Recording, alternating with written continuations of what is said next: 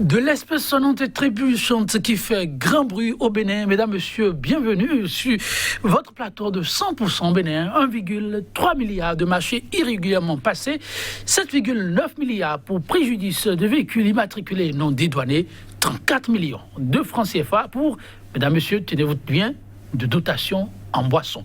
Et ce n'est pas tout.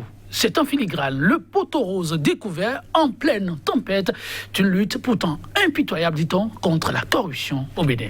Sur la sellette, l'ex-premier responsable de l'Agence nationale de transport terrestre, Thomas Aguiva, et 9 autres cadres avec lui. La clique aurait, dit-on, distrait plus de 13 milliards de francs CFA à l'agence. 13,6 milliards de francs CFA de gap financier à l'ANAP révélés par un audit. Doit-on applaudir ou s'inquiéter? Le débat, c'est tout de suite et maintenant. Sur ce plateau, en notre compagnie, Gildas Agbouton, analyste politique. Il est le secrétaire général de la Fondation Potier de la République qui fait de la veille citoyenne son cheval de bataille. Gildas Agbouton, bonjour à vous. Bonjour Joël. Merci. Je profite pour dire bonjour à tous vos spectateurs, après ce long moment d'absence oui. sur votre plateau. Ça c'est vrai, merci pour la disponibilité. En face de vous, un politique, pour apporter son regard sur cette actualité très brûlante, il a Mathieu Avlessi, qu'on ne présente plus, lui, membre fondateur du Bloc républicain. Il reste très engagé aussi pour une relève de qualité qui passe par le respect des nobles valeurs qui doivent gouverner la cité. Mathieu Avlessi, bonjour à vous. Bonjour Monsieur Tanguy, bonjour aux amis téléspectateurs. Comme Monsieur Gildas, il y a quelques moments on s'est vu, et bonjour aux téléspectateurs. Ils vous répondent. Oui, la veille citoyenne, la Fondation Potier de la République en fait son leitmotiv dans les multiples activités. Alors, ce scandale, à un moment où l'assainissement semble être la chose la mieux partagée, comment vous l'avez accueilli? C'est les révélations faites suite à cet audit au niveau de la NAT, pour dire vrai, nous ont plongé nous autres en détresse, parce que oui, en réalité, de par ces temps où les pauvres populations, les masses laborieuses payent le prix cher, n'est-ce pas, des réformes dans une logique d'austérité, et qu'on nous dise 13 milliards sont dilapidés, sont partis comme ça en fumée dans une seule agence. Avec le nombre d'agences que nous avons aujourd'hui, on se pose pas mal de questions. Alors, quant à l'assurance qu'on nous donne de l'assainissement des finances publiques au Bénin. Et donc, il y a beaucoup de questions qu'on se pose et on attend vraiment le gouvernement sur la suite à donner à ce scandale qui est un de plus dans notre pays. Un scandale, un de plus. Dites-vous, on reviendrait à beaucoup de détresse à votre niveau. Oui, monsieur Mathieu Avlessi, vous qui accompagnez le régime, qui a fait de l'assainissement des fonds publics aussi son cheval de bataille. Comment avez-vous accueilli la nouvelle? Merci. Vous aviez titré applaudir beaucoup de médias distraits à applaudir ou s'inquiéter. Oui. Je pense qu'il y a de raisons que nous nous inquiétions. On ne saurait applaudir un tel événement. Donc, c'est l'audit qui a révélé. Est-ce qu'il faut applaudir l'audit qui nous a permis de applaudir l'audit, ça c'est pas mieux. Oui. Il faut s'inquiéter. Bon, on peut jouer sur les deux tableaux. Quoi. Merci. Si c'est de cette façon que vous voyez la chose, je peux comprendre. Applaudir les auditeurs pour la qualité du travail abattu, mais s'inquiéter pour les actes posés par nos amis de l'agence. S'inquiéter parce que vous comprenez avec moi, c'est encore un cas de plus, un cas de plus de malversation, et c'est un signal fort. Ce signal-là devrait pouvoir amener la gouvernance à vraiment s'atteler à vraiment assainir nos finances publiques. Parce que l'alternative de gouvernance que promeut le président Talon n'est pas encore acceptée de tous. Ce n'est pas encore accepté de tous parce que nous sommes dans une logique de résistance. Nous manquons de référentiels. Nos cadres en général au Bénin, nos cadres béninois et l'élite africaine égoïstes et égocentriques. Les gars ne pensent qu'à eux. Les gars ne pensent qu'à leurs proches. Donc ils refusent le développement. Or, l'alternative que nous propose aujourd'hui le président Talon, c'est la gouvernance, comme je l'avais dit ici, avec honneur et probité. Lorsque vous êtes appelé, désormais, avec la gouvernance actuelle, lorsque vous êtes appelé à une responsabilité, il y a de raisons que vous vous sentiez en mission républicaine. Et lorsque vous êtes en mission, vous vous inscrivez dans la vision de la gouvernance que je viens de dire est axée sur la probité et l'honneur. Vous parlez de probité, honneur. Probité, honneur. Les cadres qui manquent de référentiel et qui pensent à eux. Mais on est tenté aussi de se demander que s'est-il alors passé, parce qu'on se rappelle bien avec la gouvernance actuelle, il a été dit l'homme qu'il faut à la place qu'il faut, le profil idéal à chaque poste.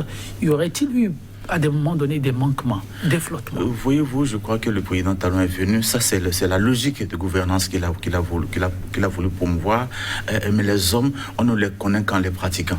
Les hommes, on ne les connaît qu'en pratiquant. C'était des partenaires politiques et qu'on a dû positionner pour accompagner l'élan. L'élan a été utilisé déjà dans les campagnes. Et donc, c'est un peu comme si ceux-là qui scandaient ces slogans contre la malgouvernance qu'on avait connue par le passé, l'internalisaient. Mais le chemin faisant, on se rend compte que là, ils manquent de référentiel. C'est le référentiel qu'on a refuté et qu'on refuse et qu'ils observent et qu'ils essaient de perpétuer. Et je crois que nous avons de raison.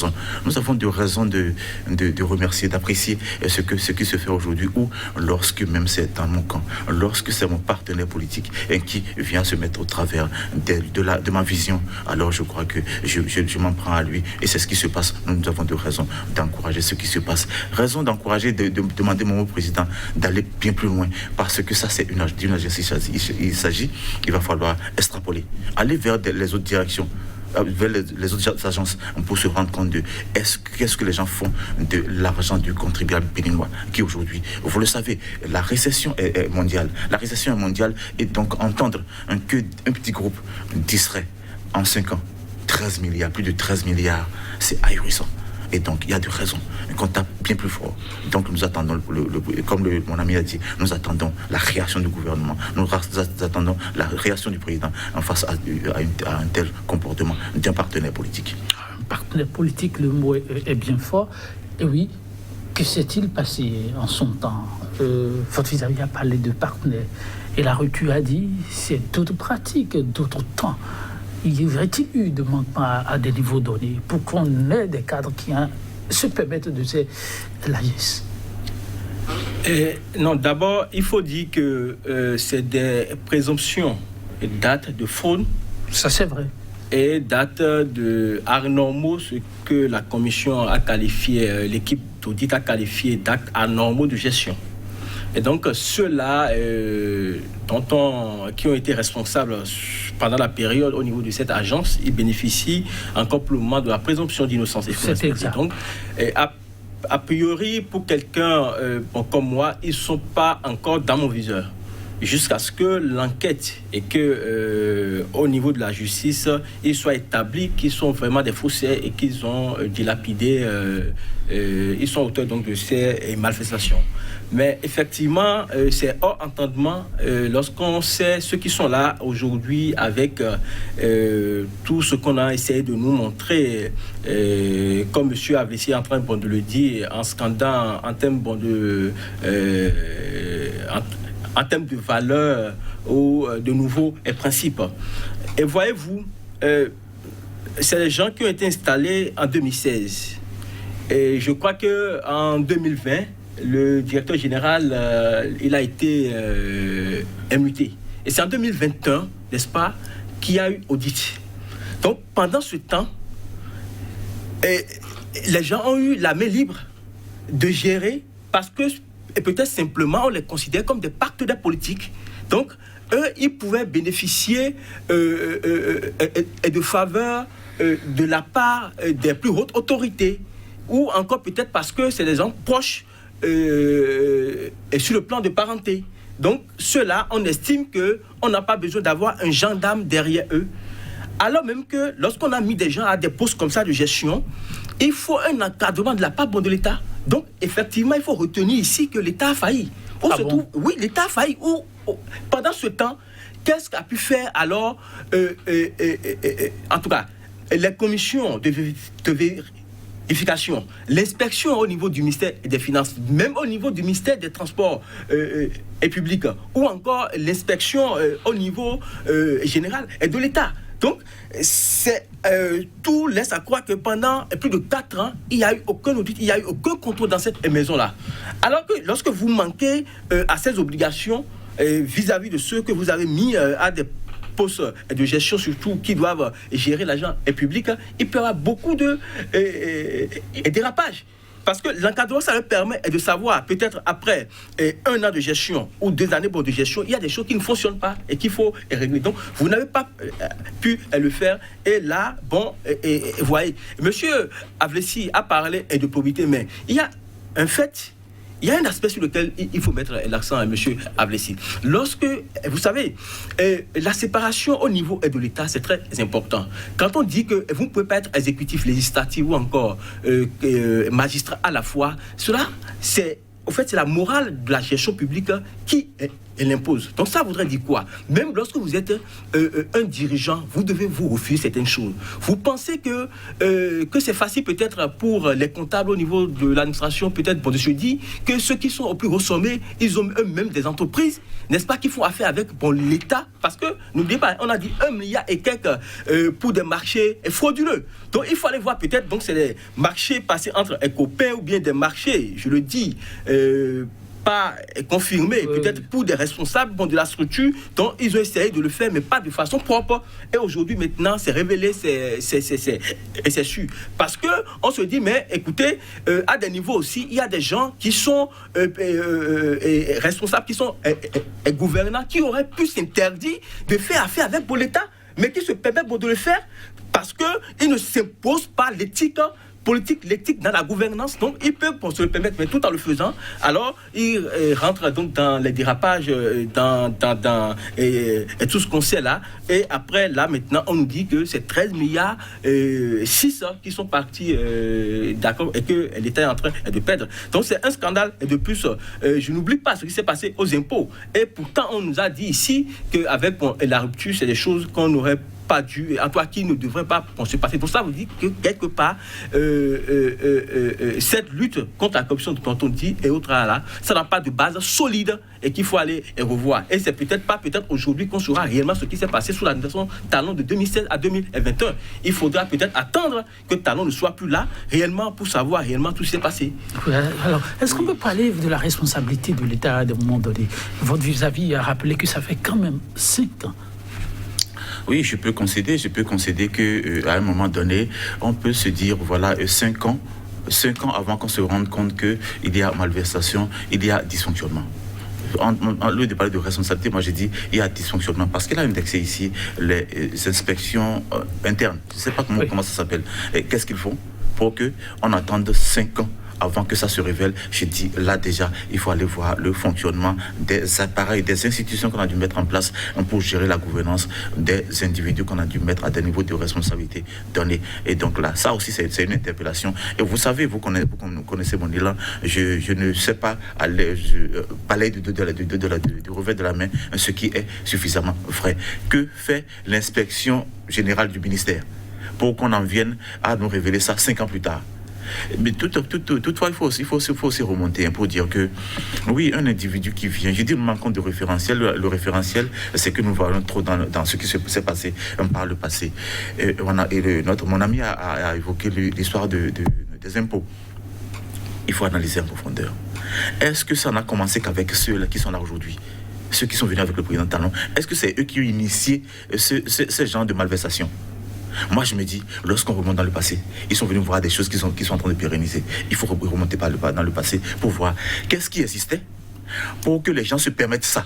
Mais lorsque M. Avlessi, c'est une question qu'on doit pouvoir se poser, c'est vrai, mais lorsque l'on a pu mettre sur pied une machine de répression ventilée qui a été opérationnelle et qu'on accompagne un régime dans cette dynamique, et soi-même, on donne le ton, au vu au su de tous, et qu'on arrive à commettre de ces gens d'impair. Comment ça s'explique? Ça s'explique par la résistance des cadres. Parce que les gens sont égoïstes et égocentriques. Les gars ne pensent qu'à eux. Tout ce qui sort de leur bouche, c'est du faux. Oui, nous voulons de la bonne gouvernance, nous voulons c'est du faux, ils ne pensent qu'à eux. Et ça fait légion, hein. Et je crois que ça ne fait que commencer. Beaucoup vont être indexés. De mon point de vue. En dépit des mécanismes en place. Bon, est-ce que c'est ça? Les gens étaient dans un contexte antérieur où ça se couvait. Donc ils ont pensé que ça va se couvrir aussi. Et que la gouvernance ne dit que ça pour faire peur. C'est ça. Les individus, il va falloir. Et que la répression qui a commencé aille plus loin. Et qu'au-delà de la répression, nous commençons par éduquer les plus jeunes. Parce que cette répression doit pouvoir dire aux plus jeunes que lorsque je viendrai à être à cette position, si je le fais, je vais être bien frappé. Donc c'est un peu ça. Quand on était enfant, lorsqu'on fait mal, on nous frappait.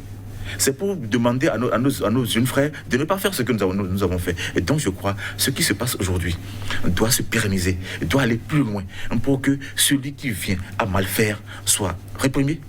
Ça va servir d'exemple aux plus jeunes qui vont venir. Et au-delà de l'exemple, c'est qu'il faut éduquer.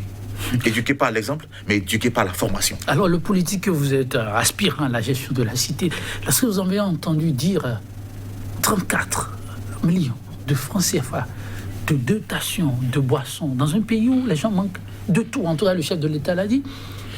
Les gens manquent du minimum. Comment vous l'avez... En tout cas, ça ressemblait à une blague, mais comment vous l'avez reçu? J'appelle ça une insulte à la misère de nous autres qui sommes à la touche. C'est une insulte à la misère du peuple béninois. Qu'on se permette de donner à boire, de donner de l'argent du contribuable, on se permet de servir. Je dis, c'est une insulte. Et ça, vous savez comment je parle. C'est une insulte et je dis, si c'est vrai, ça venait à se confirmer que la sanction soit forte. J'aspire à prendre des responsabilités, je dis, vous l'avez si bien dit. Si je viens à me mettre dans ce contexte, que la sanction me frappe. Lorsqu'on ne peut pas assumer ce qu'on fait, lorsqu'on ne peut pas assumer ce qu'on dit, c'est qu'on ne veut pas le changement. Moi, je veux le changement.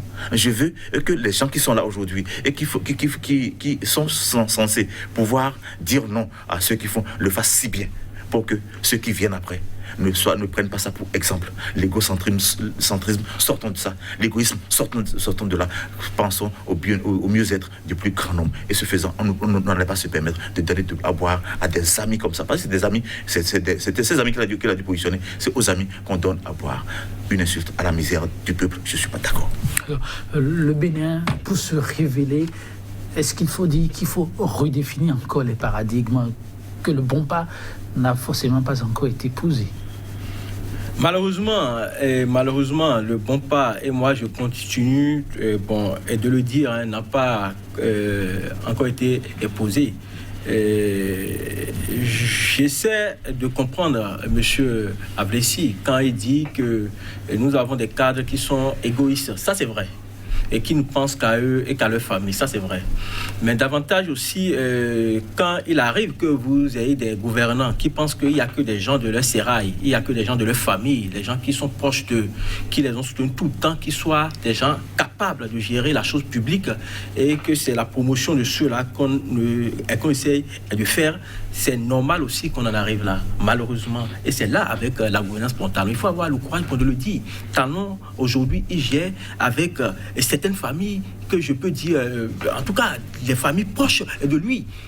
Et ça, quand vous prenez les agences aujourd'hui qui sont et qu'on continue d'ailleurs pour pas créer, vous allez vous en rendre compte. Malheureusement, donc, lorsque les gens ils arrivent de cette façon à des positions, ça crée aussi ce que nous sommes en train de constater là. Maintenant, sans oublier aussi que c'est des gens qui sont dans le système. Et quand bien même vous dites que c'est une lutte contre la corruption, ils savent en leur fort intérieur que c'est une lutte superficielle. Parce qu'ils savent, ils sont dedans, ils voient des failles. Et ils se disent que, bon, de toute façon, c'est une lutte de poids, de mesure. Donc, si on arrive peut-être à le faire et le faire très bien, on peut passer entre les mailles. Bon, malheureusement, ça ne marche pas toujours. Mais vous voulez dire qu'il faut repenser la lutte elle-même? Il faut repenser la lutte elle-même et qu'elle soit sincère vis-à-vis du peuple et des populations. Que ce ne soit pas une lutte orientée ou bien une lutte qui donne l'impression que, écoutez, il n'y a que les autres qui gèrent mal ou bien qui ne soient pas encore dans la logique de ce qu'on veut. Donc ça voudrait dire que c'est lui qui doit partir de soi-même, à partir de la rigueur et des limites qu'on se donne en tant que premier responsable. Quel est l'exemple, n'est-ce pas, que vous donnez pour que les gens vous suivent? C'est très important en matière de gouvernance. C'est très important parce que c'est des gens qui sont à des positions, qui voient des choses, qui ont des informations pas possibles et qui se disent que nous-mêmes, on peut se permettre de jouir. Donc, ça ouvre la porte à tout, à la gabégie, ça ouvre la porte à la corruption, à la fraude, à tout ce qu'on est en train de dénoncer là. Donc, aujourd'hui, c'est de faire effectivement la part et des choses. Le gouvernement, étant avec le président Talon, il y a un effort de faire peur aux gens, mais on doit aller au-delà de cet aspect de faire peur. On doit aller au-delà de cet aspect de faire peur. Maintenant, à savoir qu'on peut éduquer par l'exemple, n'est-ce pas, à partir de soi-même. Mais en plus, pour cela, quels sont les mécanismes qu'on met en œuvre pour prévenir? Parce que nous, on n'est pas là pour perdre nos mecs sous. Qu'aujourd'hui, il y a des centaines de familles de Béninois qui ont du mal à se donner un repas sur 3 par jour. Et qu'on nous dise que tant 4 milliards sont partis, donc dans la boisson, on se pose le problème. Ça peut être une prime au copinage, n'est-ce pas? Donc, nous, on dénonce cela et on n'est pas prêt, n'est-ce pas, à l'accepter. Donc, il faut des mécanismes pour prévenir, pour que cela n'arrive pas. Et on nous a tout le temps fait croire ici que tout ceci est mis en place et qu'on, en tout cas, ça fait aujourd'hui surprise, que sous la rupture, qu'on entende que 13 milliards sont partis. Et là, c'est une seule agence. On continue tout pour ne pas le dire. Il y a le reste des agences. Vous exigez qu'on fasse un tour il y a forcément un tour à faire. Il y a forcément un tour à faire. Parce que, imaginez, par exemple, si, ça, tout le monde le sait aussi, si les élections s'étaient passées dans les conditions normales, peut-être que le président Talon, il ne serait pas là aujourd'hui. Et donc, c'est un autre régime qui serait installé. Et normalement, il devrait avoir les audits qui allaient révéler beaucoup de choses. Donc, ici, le minimum maintenant qu'on demande au régime, c'est de faire, n'est-ce pas, les audits dans tout ce qui est institution, dans tout ce qui est agence, dans tout ce qui est office et public et d'État. Et que ces audits-là soient publiés, que ces audits soient révélés, parce que c'est une créance que nous, population, nous avons sur eux. C'est une créance, ce n'est pas une faveur que le gouvernement aujourd'hui, que certains applaudissent pour dire que le gouvernement lui-même révèle s'il a dit ça, et pourtant, ils savent très bien qu'il y a des audits qui ne sont pas révélés jusqu'aujourd'hui, qui ne sont pas encore publiés, mis à la disposition du public jusqu'à la date d'aujourd'hui. Donc, c'est vu sous l'angle rapport gouvernant et administré, c'est une obligation pour le gouvernement de mettre ces audits-là à la disposition des populations et comprennent et qu'on sait réellement ce qui en est, afin que la veille citoyenne, mais également le lobby, la pression des citoyens puisse amener la justice à faire un travail de fond en comble pour mettre tout cela au clair, afin que peut-être éventuellement, s'il y a peut-être des gens dedans qui en réalité n'ont rien, ont les mêmes propres que de façon indirecte, c'est-à-dire les familles et eux-mêmes, ils ne subissent pas les préjudices psychologiques. Donc, il faut mettre pour tout ceci au clair. Ah oui, le défi, décidément, est bien grand. Tout à fait, je pense que mon ami a raison. Mon ami a raison. Et puis, dans sa posture, il faut exiger qu'effectivement, les choses soient mises au clair. C'est une créance vis-à-vis du peuple. Le peuple, c'est pas des faveurs. Et ça, je suis d'avis, mon cher, foncez, allez bien loin, et n'importe qui est là. Toutefois, je peux vous dire que, parlant de lutte orientée ou bien de gestion, la famille politique, ce n'est qu'avec sa famille politique qu'on gère la politique. Ça, c'est des positions politiques. Et donc, on ne peut pas s'en prendre à un président de la République de gérer de l'État avec sa famille politique. Et donc, sincèrement, je crois qu'il n'y a pas autrement à faire que de gérer avec ça. Toutefois, lorsque un membre de la famille politique vient à commettre des impairs, comme vous avez dit là, exiger, un peu comme vous venez de voir, que ça soit mis à la portée de tous, pour qu'on en juge. Ce n'est que comme ça que nous allons pouvoir éduquer les plus jeunes à se comporter autrement vis-à-vis de la chose publique. Ce n'est pas la propriété privée d'un individu. Et lorsque nous sommes au service vous êtes positionné, vous devez vous sentir en mission républicaine. Vous êtes redevable à la République, non à un individu. Lorsque vous voyez un individu, voilà, le président m'a mis, non, vous n'aviez aucune redevabilité vis-à-vis du président de la République. Vous avez de la redevabilité vis-à-vis de la République. Et donc, vous devez fonctionner conséquemment pour que la République vous soit reconnaissante. Est-ce qu'aujourd'hui, cette perception est vraiment possible? Les cadres arrivent à l'intégrer et à le vivre. C'est parce que ce n'est pas courant d'entendre ça. L'intégrer, c'est qu'il faut en parler. Il faut éduquer pour. Il faut des gens. Un travail d'éducation à faire. Il y a un travail fondamental d'éducation parce que je ne peux pas comprendre que des cadres. Agbeva, c'est quand même pas la génération que je vois là. C'est la génération actuelle. C'est pas loin de vous là. Mais qui se permettent ça? Je dis, c'est ahurissant. C'est ahurissant et donc nous avons vraiment un véritable problème d'éducation. Mais l'éducation passe déjà par la sanction. Il faut commencer par sanctionner ce qui va être en train d'être fait. Moi, je dis, j'exige, au même titre que vous, que la sanction, si les choses venaient à être avérées, que la sanction soit forte, la sanction soit proportionnelle à la faute commise. Et je le dis en tant qu'acteur politique, si je venais à être à une position où je fais ça, que cela me tombe dessus. Ce n'est que comme ça que nous allons corriger nos enfants et nos jeunes frères et nos enfants à faire mieux pour que le Bénin s'emporte, mieux, que l'Afrique s'emporte mieux. Qu'est-ce qu'on dit, qu'est-ce qu'on observe? Que des gens, peut-être moins que nous, parce que la peau blanche, viennent nous dicter des leçons qui n'existent pas et que cela change. Et pour que ça change, il faut que nous changions. Nous allons changer avec l'éducation, nous allons changer avec la formation. Et donc j'exige aussi que déjà un modèle d'éducation à la gestion de la chose publique soit mis en place pour que demain soit meilleur qu'aujourd'hui. Déjà à ce niveau, monsieur Agbeva, dont on a cité le nom, est-ce qu'il aurait bénéficié, d'après vous, en faisant la lecture, de quelques complicités ou d'appui pour pouvoir aller si loin? Parce que quand on dit, par exemple, qu'il y a un véhicule 4x4, du revenant, oui. Ça c'est l'audit, on parle des faits, le revenant, qui a subi des réparations à plus de 6 millions de francs CFA, c'est bien ça? Tout à fait. Que lui récupère à un prix dérisoire de 3 millions, alors qu'il y a la criette qui fait, en tout cas, on dit, fait peur à tout le monde, même à des cadres. Mais comment est-ce possible? Alors, le directeur s'octroie-t-il ses privilèges sans la hiérarchie, parce que l'agence dépend quand même du ministère aussi? Comment ça se fait? Ça, je ne saurais dire comment. Je n'ai jamais été aux affaires. J'ai travaillé dans le privé. Okay. Je continue d'être dans le privé. Et on va demander à la tête de la société civile. Je ne peux pas comprendre que les gens se permettent ça. Mais il n'y a pas que ça. C'est le cas qui est révélé. Ouais. Ces cas-là, ça fait légion. Lorsque vous allez dans les agences... Mais s'il vous plaît, vous dites ça fait légion. Oui, parce que... Sous le régime révélé, il y a 100 ans.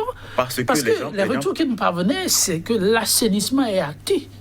Oui, il y a quelque chose qui se fait par rapport au comportement antérieur. Mais les individus sont résistants, ils ne changent pas, ils ne veulent pas changer. Il faut la sanction pour les amener vraiment à changer. Et c'est pourquoi je dis, encourageons, soutenons et encourageons ce qui se fait. Ce n'est pas que c'est parfait.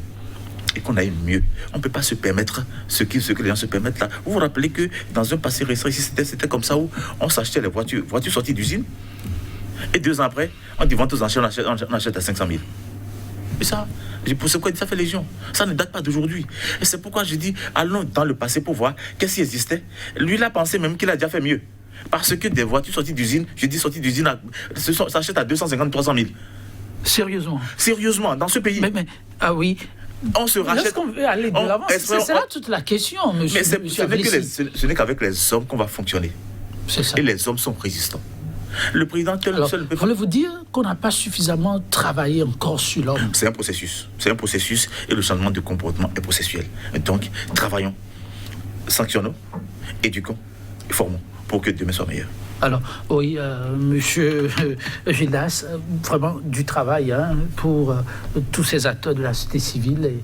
Mais est-ce qu'on a les garanties de pouvoir sortir la tête de l'eau à cette allure-là?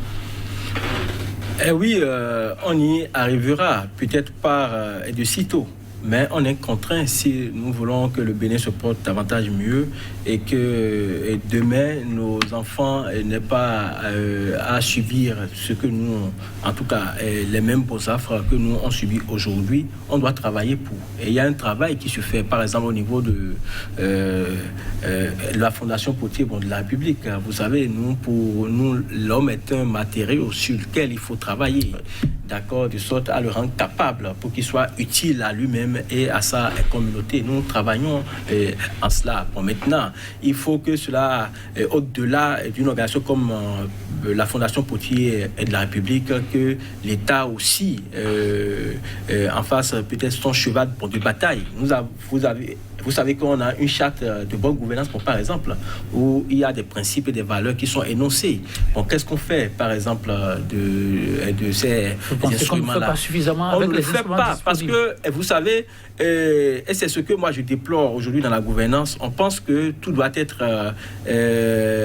en tout cas, et par la force, à part de charge, qu'il faut mettre la pression et mettre les gens dans le stress. Non, mais dans le même temps, il faut éduquer. Et l'éducation demande à ce que on essaie de se mettre dans la position des autres. Et c'est en cela, par exemple, que je ne suis pas d'accord avec monsieur Ablessi quand il dit que oui, quand on veut voir dans le cadre de la gestion de la chose publique que c'est les humains qui sont les seuls responsables. Non. Nous-mêmes, d'abord en tant que gouvernants et en tant que société, qu'est-ce que nous avons mis en place comme mécanisme pour pouvoir mettre les gens sur les rails et dans le droit et chemin. Donc aujourd'hui, rien pratiquement. Et ça peut conduire à ces déviances-là. Et je vais très loin pour dire, vous voyez, moi par exemple, quand je prends le DG Agbeva, c'est quelqu'un que je connais, qui a occupé des postes de responsabilité. Et en son temps, je sais avec quelle rigueur. Donc aujourd'hui, qu'il soit... Vous avez été surpris. J'ai été surpris. C'est ça. Donc, j'ai été surpris. Vous connaissiez un homme de rigueur. De rigueur. Moi, j'ai été surpris. Donc ça voudrait dire quoi? Et je le dis ici, là, pour maintenant, que dans la répression que nous voulons tous et autres, qu'il y ait de la clarté. Et que s'il y a des gens derrière, que ceux-là aujourd'hui... ton site et qui sont mis sur la place et public, que en tout cas l'enquête et tout le travail qui se ferait après puisse pour révéler et qu'ils ne soient pas les seuls à payer le prix. Vous pensez que c'est trop posé pour qu'ils soient les seuls à avoir fait ça? Je le pense, vraiment. Je le pense vraiment. Et je pense que cela n'aurait pas dû arriver si peut-être il n'y a pas, en tout cas, les plus lourds et puis peut-être des barons et derrière. Donc il faut aller chercher et que les gens eux-mêmes ils aient le courage de parler pour qu'on sache réellement ce qui se passe. Et voilà, c'est très important de le dire. Et donc, quand nous analysons tout ceci, on se dit qu'avec même la rupture, et quand on voit tout, quelques efforts, c'est-à-dire je parle peut-être d'efforts avec la création d'une cour exceptionnelle de répression qu'est la criette, que ça ne suffit pas. Que ça ne suffit pas pour mettre les gens au pas. Que ça ne suffit pas pour mettre les gens au pas. Et si c'est vraiment le cas, ça voudrait dire que, c'est-à-dire comme ça ne suffit pas, je suis en train de dire comme ça ne suffit pas, ça voudrait dire que on doit se remettre en cause et tout ce qui est en train d'être fait, qu'on nous vante comme des prouesses, il faut revenir là-dessus et analyser et surtout tenir compte maintenant des propositions des autres qui ne sont pas forcément dans leur propre camp, c'est-à-dire je parle du camp du régime et de la rupture. Et pour finir rapidement sur un des points qu'a abordé M. Ablessi, oui, mais on ne va pas aussi nommer des gens à des postes comme cela si on ne les connaît pas, si on ne les maîtrise pas. Parce que pour nommer les gens, il y a forcément une enquête de moralité. Et je suppose que cette enquête de moralité a été faite et on s'est dit qu'on peut les mettre là. Donc si ça n'a pas été fait, vous convenez avec moi que c'est la faute alors à celui qui a nommé. N'est-ce pas? Donc maintenant, si ça a été fait et qu'on les a mis là et que ça s'est passé de cette façon, il faut maintenant faire situer la responsabilité. Si c'est réellement à leur propre niveau ou bien s'il y a encore d'autres qui sont impliqués, c'est en cela que je dis que moi je pense sincèrement que cela ne s'est pas passé seulement à leur niveau et qu'il y a beaucoup de choses. Parce qu'il ne faut pas oublier, on nous a parlé de près de 12 milliards. de véhicules non dédouanés. 2646. S'il vous plaît, monsieur Avlessi veut réagir. D'abord, on reviendra sur la question de véhicules. Oui, monsieur Avlessi. Je pense que, voilà, et parlant de la création de la criette qui ne suffirait pas, j'aurais souhaité que lorsqu'on incrimine des trucs comme ça, qu'on fasse des propositions. Ça, c'est ce à quoi la gouvernance actuelle a pensé. Ce n'est pas que pour faire peur, mais c'est pour réprimer. C'est pour aller vite dans la répression, pour que les choses ne durent pas, les crimes ne durent pas en longueur. Ça, c'est l'idée que je perçois de la création de cette cour d'exception. Bon, maintenant, si on pense que ça ne suffit pas, alors qu'on fasse des propositions, parce que le Bénin nous appartient à tous, et de quelque position que ce soit, nous devons en apporter à la bonne gouvernance du Bénin. Il y a eu quelques positions heureuses aussi tout à l'heure, allons-y. Bon, maintenant, l'autre chose, la procédure de nomination. Je dis, comme il a dit, avant de nommer, il doit avoir un minimum d'aptitudes que la personne devrait avoir en elle. Et si on n'a pas ces aptitudes managériales et un peu de probité au niveau de la personne et qu'on le promeut, alors qu'on s'attende à ce qui se passe là. Donc on ne doit pas pouvoir nommer à tour de bras. On doit nommer sur la base d'un minimum d'éthique au niveau de l'individu. Et donc j'espère que ça a été fait. Et si ça a été fait, l'homme est ce qu'il est. L'homme est dynamique et l'environnement aussi. C'est pourquoi je dis que allons à l'intérieur pour voir quel est l'environnement qui a accueilli M. Agbebosset. Lui, il s'agit ici. Il y a d'autres. Quel est l'environnement qu'il a accueilli et quelles sont les pressions qu'il a reçues de ses collaborateurs pour se retrouver dans ce contexte, entendu que vous avez dit... Tu y a encore de pression? La pression n'est pas seulement du haut. La pression aussi vient de la part de vos collaborateurs. Non, c'est pas comme ça se passe. C'est pas si, c'est pas ça. Et lorsque vous ne départissez pas, vous ne sortez pas un peu vous laissez prendre le piège. Et donc, quel est l'existant? Quelle est la machine qui existe et qui l'a accueilli et qui donc est en train de l'emporter? Si tant est que je m'en tiens à sa connaissance par monsieur Aboton. Oui. Il le connaît, il a dit. Et comment il en est venu à là? S'il n'y a pas une pression interne qu'il est emporté. Et donc, retournons dans ça. À chaque fois, allons voir d'où on vient. Parce que ce n'est pas le point de chute qu'il faut voir. Vous avez chuté, d'accord? Mais vous avez trébuché où? Ok. Allons voir Monsieur Avlessi, je n'arrache pas, je ne devance pas. Monsieur Aboton, sur sa question de 2646 véhicules, oui, c'est vrai, non dédouanés, mais immatriculés. Et en circulation. Et c'est pourquoi j'ai dit, je suis d'avis avec monsieur Aboton pour dire que toutes les personnes mises en cause soient révélées. Simplement. Et pour que ces personnes soient sanctionnées. Parce que vous savez, vous achetez une voiture, vous ne dédouanez pas. Comment vous voulez que l'État fonctionne? Ça, nous sommes un État. Mais cette information-là, ça ne vous a pas étonné? Suffisamment. Et c'est pourquoi je dis... Et pourquoi ça vous a étonné? Ça m'a étonné parce que je n'ai pas compris. Ça veut dire que notre système, la machine mise en place, c'est pourquoi M. Aboton disait que c'est pas que les hommes, mais je dis, c'est les hommes qui ont mis les systèmes en place. C'est les hommes qui pratiquent les systèmes.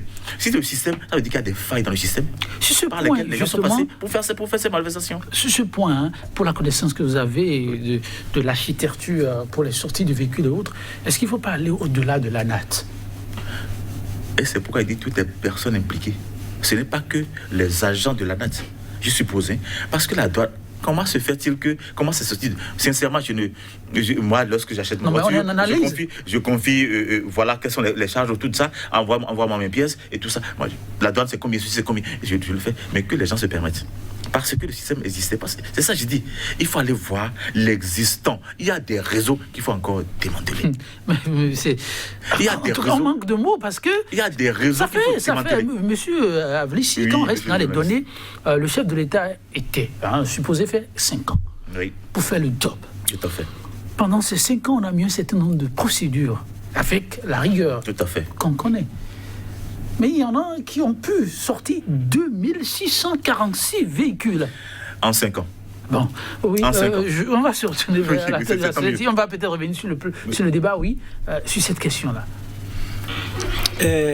Par rapport aux véhicules, 2646 bons véhicules, a priori, il y a, à ma connaissance, 3 structures qu'on peut mettre juste à poser. Il y a la douane, il y a la NAT, et il y a la société Bénin Contrôle aussi. Pourquoi pas? Ah si. C'est-à-dire le port, mais qui a concédé la gestion des véhicules, tout ce qui doit être, en tout cas, les formalités au port qu'aujourd'hui la société Bénin Contrôle gère et pour la sortie des véhicules. Et donc, on se demande comment est-ce que des véhicules qui sont arrivés au port, dont on a fait sortie, c'est-à-dire la douane, quelles sont les différentes mesures que la douane elle-même a mises en place pour contrôler afin que et qu'elle, en tant qu'une régie financière, qu'elle n'ait pas des fuites, c'est-à-dire de financement d'argent. Donc la douane elle-même, elle doit pouvoir sur la question s'expliquer pour dire mais voilà tout ce que nous on a pu faire, mais malgré ça, les gens ont mis avec leur intelligence, ont pu nous contourner. Il y a ça. Bon, la NAT, on sait peut-être là aussi, on peut, elle se dit, et peut-être comme c'est une pratique, je le dis, héritée, ils ont continué là-dedans et ils se disent qu'ils peuvent toujours le faire de la façon. Et donc, ils n'ont pas cru devoir à un moment donné faire les choses comme cela se doit dans l'orthodoxie normale et des choses. Et donc, on se rend compte qu'elle est impliquée. Et donc, que c'est peut-être des agents à des niveaux donnés et peut-être pas forcément c'est-à-dire le directeur général, c'est peut-être des agents ou comme aussi le directeur général peut être impliqué. Donc ils ont mis en place le système aussi pour frauder. Maintenant il y a la société Bénin Contrôle qui est là. Ça veut dire que la société qui est là pour permettre au port de Cotonou de gagner de l'argent, n'est-ce pas, et qui a cette mission de veiller à ce que cela n'arrive pas en temps normal. Comment est-ce que c'est-à-dire la gestion est faite? Comment est-ce que les mesures par les SPA et Bénin Contrôle sont mises en place et contrôlées? Donc ça veut dire que la société, elle le fait avec des failles. Et que malgré que elle, en tant que privé soit là pour permettre à l'État de gagner, on peut avoir perte au niveau de la caisse de l'État de 12, et quelques milliards. Où se trouve alors l'utilité de cette société? Oui. Au niveau du port Toulon, en ce qui concerne tout au moins la sortie pour des véhicules. Et ça, c'est rien que la sortie pour des véhicules. Allons voir alors tout ce que la société gère et tout ce qui se passe. Alors, donc moi j'estime que aujourd'hui, avec le temps, les choses se révèlent d'elles-mêmes pour nous montrer que, effectivement,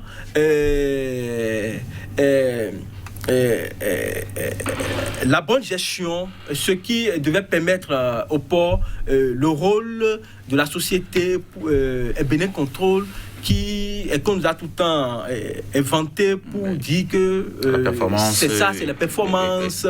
Et ça veut dire qu'il y a beaucoup de questions à se poser. Et si alors cette société n'appartenait pas à quelqu'un que tout le monde on connaît, quel devait être son sort dans cette situation?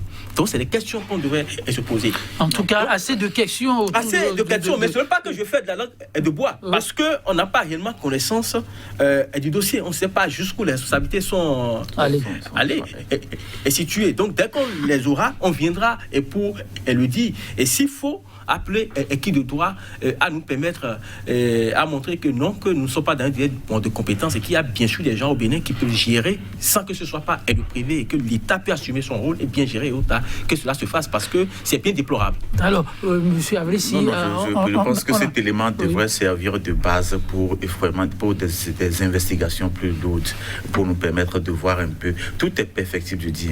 Bénin Contrôle mise en cause, la douane mise en cause, la NAT mise en cause par mon ami. Je suppose toutes ces structures sont en connexion dans la procédure de sortie des marchandises. Et si c'est tant que c'est ça, tout le monde doit pouvoir, tout doit être révélé. Vous concluez aujourd'hui en disant? Je conclue en disant que toutes les implications soient faites, que toutes les personnes impliquées soient punies, pour que ça serve d'exemple à la gouvernance des jeunes qui viennent pour gérer notre pays par la suite. Merci. 30 secondes. Moi, je dis que c'est intolérable et que les populations, dans leur indolence au Bénin aujourd'hui, comprennent qu'il n'y a que le peuple lui-même qui soit son propre garant. Merci à vous, M. Gildas Agboton. Merci également à vous, M. Mathieu Avlessi. Chers téléspectateurs, c'est un plateau parmi tant d'autres. Au fur et à mesure de l'évolution du dossier, nous reviendrons là-dessus. Nietzsche, pour Fossé Compagnie, pour le fort, rien n'est plus dangereux que la pitié. À très bientôt.